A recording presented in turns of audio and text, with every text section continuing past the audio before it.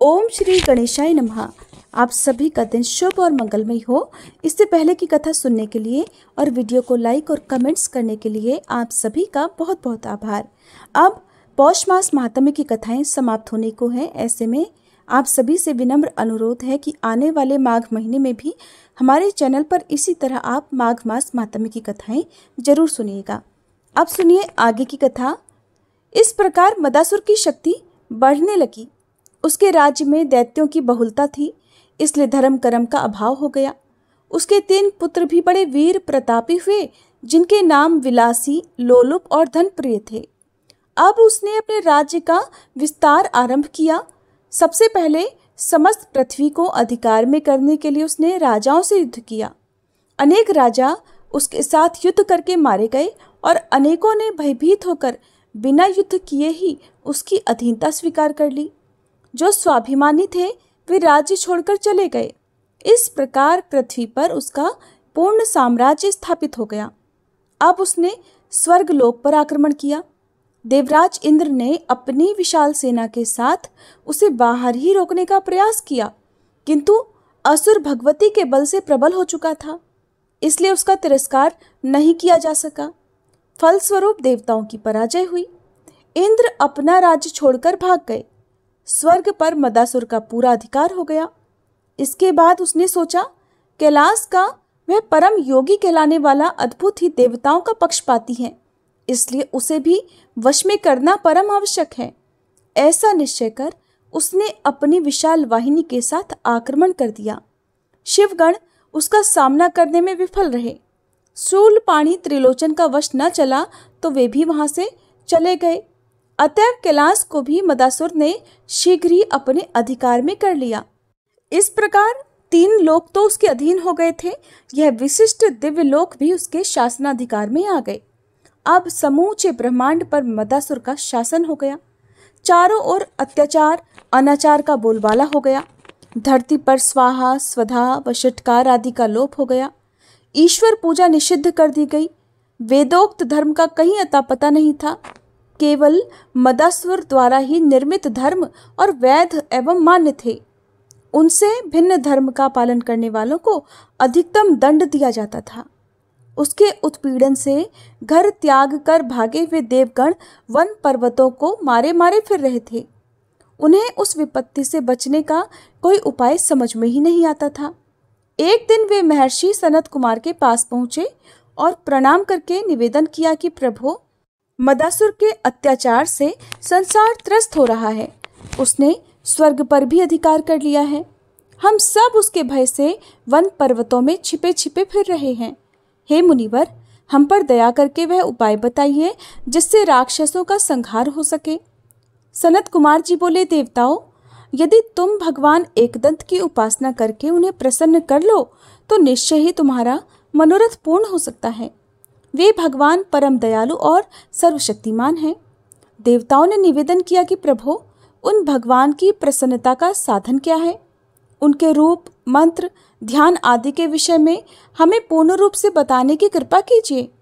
महर्षि ने कहा, देवगण, भगवान एकदंत परात्पर ब्रह्म गणेश्वर ही हैं, जो समस्त संसार के सर्ग, पालन और जय के एकमात्र कारण हैं। उनका एकाक्षरी मंत्र गंग है, जिसका जप करना चाहिए। उनका एकदंत नाम 2 विशेषताओं से युक्त है, क्योंकि वह एक और दंत 2 पदों से बना है। एक शब्द माया सूचक है, वह माया देह रूपिणी और विलासवती है, और दंत शब्द सत्ता स्वरूप होने से परमात्मा का सूचक है। वस्तुतः गणेश जी माया के धारक और स्वयं सत्ता मात्र से स्थित रहते हैं, इसलिए वेदवादी विद्वज्जन उन परमात्मा स्वरूप को एकदंत कहते हैं। देवताओं, उन परात्पर ब्रह्म का एकदंत नाम का अर्थ हुआ। अब उनके ध्यान का प्रकार भी सुनो। उन गणेश्वर के एक दांत 4 बाहुएं हैं, मुख हाथी के समान और बड़ा है। वे सदैव सिद्धि बुद्धि से संपन्न और मूषक की सवारी करने वाले हैं। उनकी नाभि में शेषनाग और हाथों में पाश, परशु, सुंदर कमल और अभय मुद्रा सुशोभित हैं। उनका मुख कमल सदैव प्रसन्नता से खिला हुआ रहता है। वे भक्तों को सदा वर प्रदान करने वाले और अभक्तों का विनाश करने वाले हैं। इस प्रकार महर्षि देवताओं को उपदेश देकर मौन हो गए। तब देवगण एकांत वन प्रांत में जाकर भगवान एकदंत की उपासना करने लगे। इस प्रकार तपस्या करते करते उन्हें 100 दिव्य वर्ष बीत गए। भूखे प्यासे रहने के कारण उनके शरीर सूखकर अस्थि पंजर मात्र रह गए थे। उनकी यह दशा और घोर तपश्चर्या देखकर भगवान प्रसन्न हो गए। उन्होंने दर्शन देकर कहा, देवताओं वर मांगो। भगवान को अपने समक्ष साक्षात प्रकट देखकर अत्यंत श्रद्धा भक्ति पूर्वक देवताओं ने उन्हें प्रणाम किया और अनेक प्रकार से स्तुति करके कहने लगे, हे सर्वेश्वर, हे प्रभु, मदासुर के अत्याचार बहुत अधिक बढ़ गए हैं। उनके शासन में देवताओं के स्थान छीन लिए गए और मुनियों और ब्राह्मणों को समस्त कर्मकांड से वंचित कर दिया गया है। उसकी क्रूरता के कारण समस्त प्राणी त्रस्त हैं।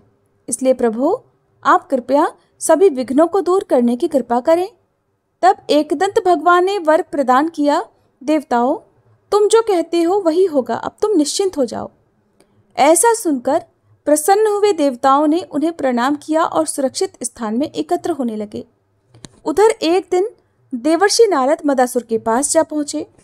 मदासुर ने उन्हें सम्मान पूर्वक आसन दिया और हाथ जोड़कर बोला, कहिए देवर्षि, संसार में कोई नई बात हुई हो तो बताइए।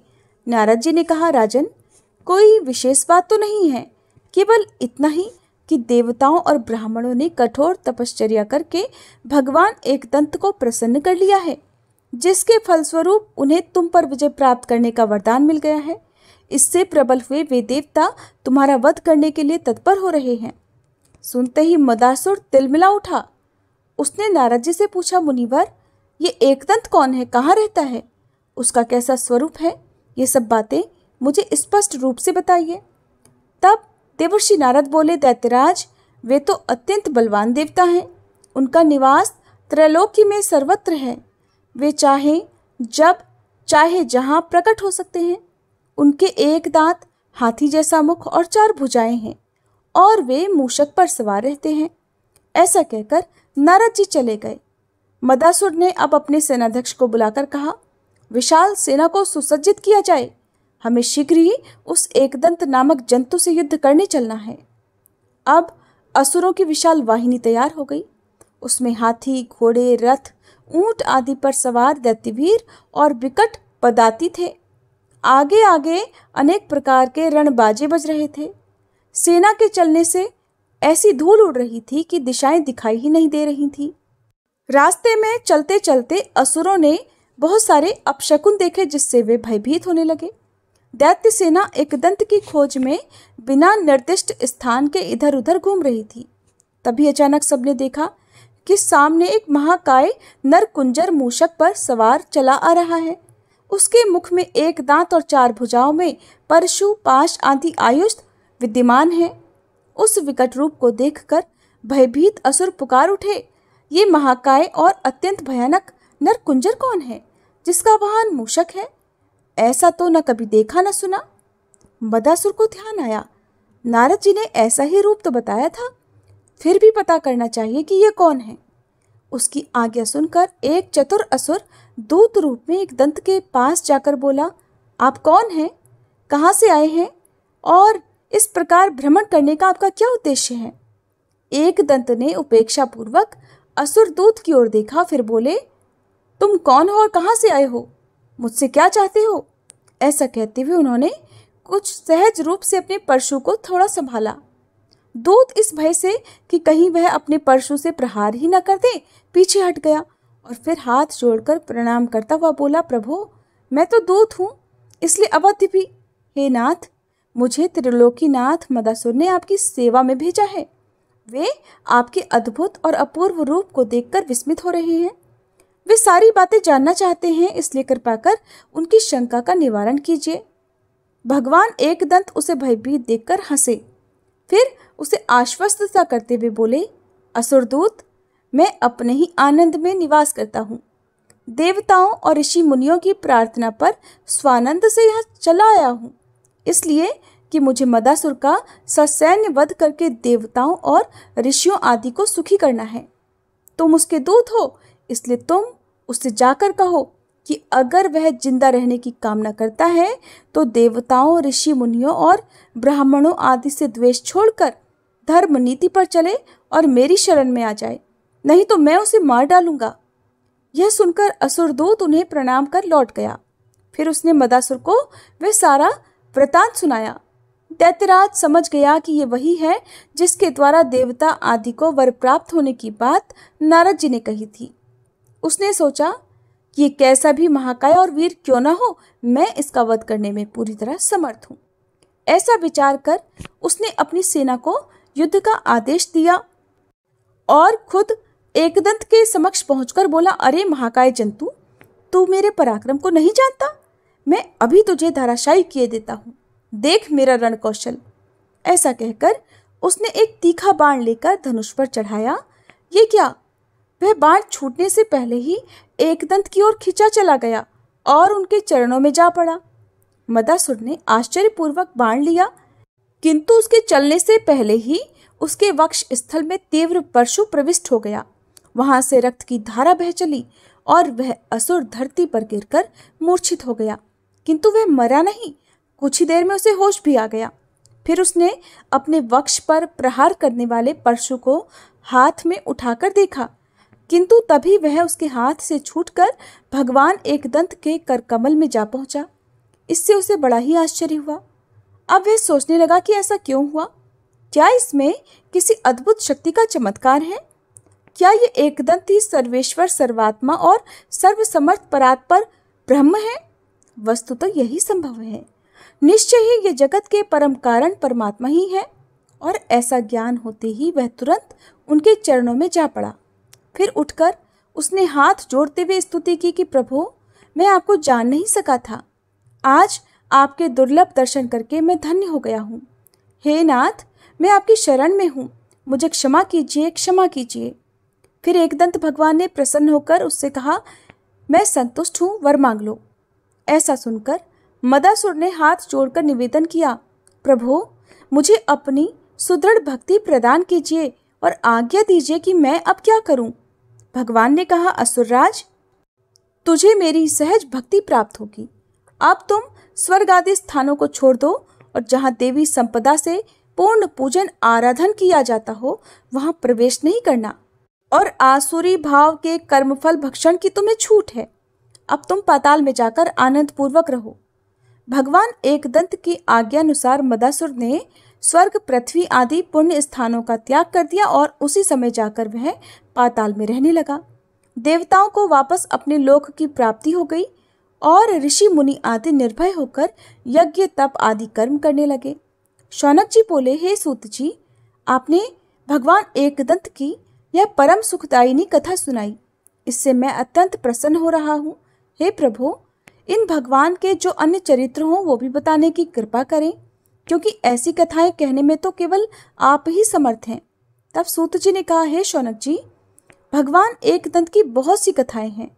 एक बार वैकुंठनाथ श्री हरि ने उनकी उपासना की थी, तो एकदंत ने प्रसन्न होकर उन्हें दर्शन दिए और अभिलषित मणिरत्न चिंतामणि प्रदान की।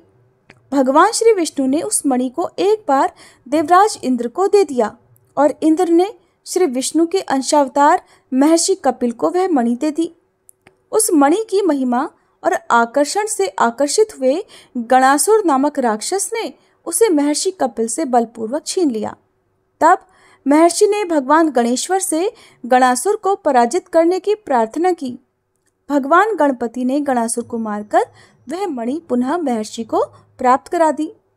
तब महर्षि कपिल ने वह चिंतामणि आदर सहित भगवान एकदंत के कंठ में पहना दी। इस प्रकार हे शौनक जी, मैंने भगवान एकदंत का यह चरित्र संक्षेप में तुम्हें सुना दिया है। शौनक जी बोले, हे प्रभु, हे सूत जी महाराज, आप भगवान गणेश्वर के अन्य आविर्भाव का उपाख्यान भी कहने की कृपा करें। वस्तुतः इन कथाओं में मेरा बहुत मन लग रहा है। तब श्री सूत जी महाराज बोले, हे शौनक जी, तुम्हारी अत्यंत प्रीति देखकर अब मैं गणेश जी के महोदरावतार की कथा कहता हूँ, तुम भी ध्यान पूर्वक सुनो। महोदर इति ख्यातो ज्ञान ब्रह्म प्रकाशकः मोहासुरस्य शत्रुवे आखुन वाहनक स्मृता। शौनक जी, महोदर नाम से विख्यात गणेश जी का अवतार ज्ञान ब्रह्म का प्रकाश करने वाला है। उन मूषक वाहन को मोहासुर के वध करने वाला कहा जाता है। प्राचीन समय की बात है, तारक नाम का एक महाभयंकर और प्रबल पराक्रमी दैत्य हुआ था। उसने ब्रह्मा जी को प्रसन्न करने के लिए घोर तपस्या की थी। उसकी तपस्या से प्रसन्न हुए ब्रह्मा जी ने प्रकट होकर कहा, वत्स, अभीष्ट वर मांगो। उसने प्रणाम कर निवेदन किया कि प्रभु, मैं तीनों लोकों का अधिपति हो जाऊं और किसी से भी पराजित ना हो। ये सुनकर ब्रह्मा जी ने कह दिया कि तथास्तु, ऐसा ही हो। अब तो उस दैत्य ने अपनी विस्तारवादी नीति अपनाई। धरती, स्वर्ग और पाताल का कोई भी ऐसा भाग नहीं छोड़ा जहाँ स्वाधीनता रही हो। समस्त जनजीवन त्रस्त हो उठा और देवता, ऋषि मुनि और सज्जन वृंद पीड़ित हो उठे। धर्म कर्म समाप्त हो गया। देवता उस असुर के भय से दुर्गम अरण्यादि स्थानों में छिपे छिपे फिर रहे थे। मुनियों और ब्राह्मणों को भी यज्ञ आदि कर्म छिपकर ही करने होते थे। एक बार उन्होंने विचार किया कि भगवान शंकर को इस विपत्ति से बचाने के लिए जगाना चाहिए। बहुत जप तप, होम, ध्यान, भजन, कीर्तन आदि करने पर भी उनकी उपासना का कोई फल नहीं निकला, क्योंकि भगवान शंकर उस समय समाधि में लीन थे। इसलिए वे देवताओं और मुनियों की आराधना की ओर ध्यान नहीं दे सके। साधना के सफल न होने की अवस्था में देवताओं आदि ने भगवती शिवा की आराधना की, तो उन्होंने अत्यंत रूपवती भीलनी का वेश बनाया। उस समय उनकी किशोरावस्था और मनमोहक लावण्य था। वे शिवजी के समक्ष जाकर सुगंधित पुष्प एकत्र करती हुई कामारी के मन में अत्यंत मोह उत्पन्न करने लगी, जिसके फलस्वरूप उमानाथ की समाधि भंग हो गई। उन्होंने बलपूर्वक अपनी ओर आकर्षित करने वाली उस लावण्यमयी भीलनी की ओर जैसे ही मोहाभिभूत दृष्टि से देखा, वैसे ही वह अदृश्य हो गई। उस अवस्था में भगवान शंकर के द्वारा अत्युग्र महापुरुष रूप में जिस मोह की उत्पत्ति हुई, वह अत्यंत सुंदर था। शिव जी की स्मृति जागृत हुई। वे समझ गए कि यह सब पार्वती जी की ही लीला है, जो उन्होंने कामदेव के आश्रय से की है। इसलिए उन्होंने अत्यंत क्रोध पूर्वक उस भयकारी कामदेव को शाप देकर उसकी देह को तुरंत ही दग्ध कर दिया, भस्म कर दिया।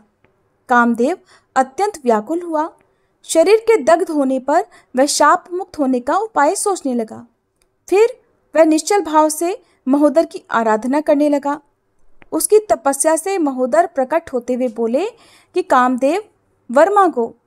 कामदेव ने भगवान महोदर को अपने सामने देखा तो तुरंत उनके चरणों में गिर गया और फिर हाथ जोड़कर गदगद कंठ से उनका स्तवन करता हुआ बोला, प्रभु, मुझे भगवान शंकर ने शापित कर दिया है, जिससे मैं दग्ध हो गया हूँ।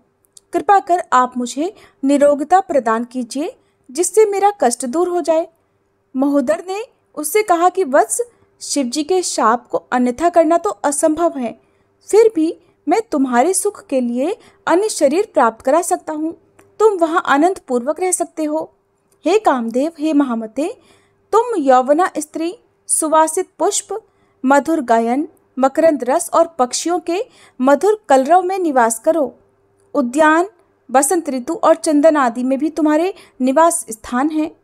विषयी व्यक्तियों की संगति, मंद पवन, सुंदर घर, नवीन वस्त्र आभूषण, ये सब मैंने तुम्हारे शरीर रूप में रच दिए हैं। तुम इन शरीरों से युक्त होकर पूर्ववत ही शंकर आदि देवताओं पर विजय प्राप्त कर लोगे। इस प्रकार तुम्हारे मनोभू और स्मृति भू नाम होंगे। कामदेव ने हाथ जोड़कर निवेदन किया कि प्रभु, ये सब तो अव्यक्त शरीर हुए, किंतु व्यक्त शरीर की प्राप्ति का भी कुछ उपाय बताने की कृपा करें। महोदर बोले, अच्छा अनंग, तू द्वापर युग में व्यक्त शरीर भी प्राप्त कर लेगा। द्वापर युग में परमात्मा श्री कृष्ण का पृथ्वी पर अवतार होगा, तब तुम उनके पुत्र प्रद्युम्न होगे। यह सुनकर कामदेव प्रसन्न हो गया। उसने महोदर भगवान को प्रणाम किया और उनकी परिक्रमा कर फिर से स्तुति की। इसके बाद भगवान महोदर अंतर्ध्यान हो गए। इधर शिवपुत्र षडानन ने भी भगवान गणेश्वर की उपासना की थी। उन्होंने अत्यंत प्रसन्न होकर शिवपुत्र षडानन को दर्शन दिए और कहा कि वत्स, वर मांग लो। स्वामी कार्तिकेय जी बोले, प्रभु, मुझे आपकी कृपा के अलावा और क्या चाहिए? मुझे तो बस आप अपनी भक्ति प्रदान कीजिए। गणेश्वर बोले, वत्स, मेरी अनन्य भक्ति तो रहेगी ही, मैं तुम्हें एक वर और देता हूँ। तुम अत्यंत दुराधर्ष तारकासुर के संहार में भी समर्थ होगे। ऐसा वर देकर भगवान गणाध्यक्ष वहीं अंतर्ध्यान हो गए। उधर कुमार कार्तिकेय जी अपने घर पधारे। श्री सूत जी बोले, शौनक जी, ऐसे ऐसे अनेकानेक अद्भुत चरित्र हैं उन देवाधिदेव महोदर गणपति के, जिन्हें सुनकर भक्तों को परमानंद की और अभक्तों को भय की प्राप्ति होती है। शौनक जी ने जिज्ञासा की कि प्रभु फिर क्या हुआ? भगवान, क्या वह त्रैलोक्य विजयी तारकासुर कुमार कार्तिकेय के द्वारा मारा गया या फिर किसी अन्य के द्वारा? सूत जी ने कहा, महोदर भगवान ने कार्तिकेय को ही उसे मारने का वर दिया था, तो वह अन्य किसी के द्वारा कैसे मारा जाता? जब देवताओं को ज्ञात हुआ कि भगवान गणेश्वर ने कुमार को वर प्रदान किया है, तो सब एकत्र होकर उनके पास पहुंचे और तारक को मारने की प्रार्थना करने लगे। तब कुमार ने शिव शिवा की आज्ञा ली और शिवगणों की सेना साथ लेकर रण मैदान में आ डटे। दोनों ओर की सेनाएं भीषण संग्राम करने लगी थी। दोनों पक्ष अपनी अपनी विजय के लिए भरसक प्रयत्न कर रहे थे। अंत में कुमार की सेना प्रबल सिद्ध हुई और कुमार के हाथों से तारकासुर का वध हो गया, जिससे देवगण प्रबल हो गए और उन्होंने तुरंत ही स्वर्ग का राज्य हथिया लिया। शौनक जी ने फिर पूछा, हे सूत जी, भगवान शंकर के मोहित होने से जिस महान पुरुष मोह की उत्पत्ति हुई थी, उसकी कथा तो वहीं रह गई। प्रभु, उस पुरुष ने कब क्या किया ये भी बताइए। सूत जी बोले, शौनक जी, वह भगवान भास्कर की कृपा से बहुत प्रबल असुर हुआ था। उसे दैत्य गुरु ने अपना शिष्य बनाया और सूर्य की उपासना का आदेश दिया। उसने एकांत अरण्य प्रांत में जाकर निराहार रहते हुए 1000 दिव्य वर्षों तक कठिन तपस्या की। उसका घोर तप देखकर भगवान सूर्य को उस पर कृपा करनी पड़ी। उन्होंने संतुष्ट होकर दर्शन दिए और वर मांगने को कहा। मोहासुर ने उनके चरणों में प्रणाम कर पूजन किया, फिर स्तुति करके निवेदन किया कि प्रभु, मुझे सर्वत्र विजय प्राप्त हो और मैं त्रिलोकी का अधीश्वर बन जाऊं, साथ ही मुझे कभी कोई रोग न हो। भगवान भास्कर एवं अस्तु कहकर अंतर्ध्यान हो गए। मोहासुर अत्यंत प्रसन्न होकर घर लौटा और शुक्राचार्य को वर मिलने की बात सुनाई।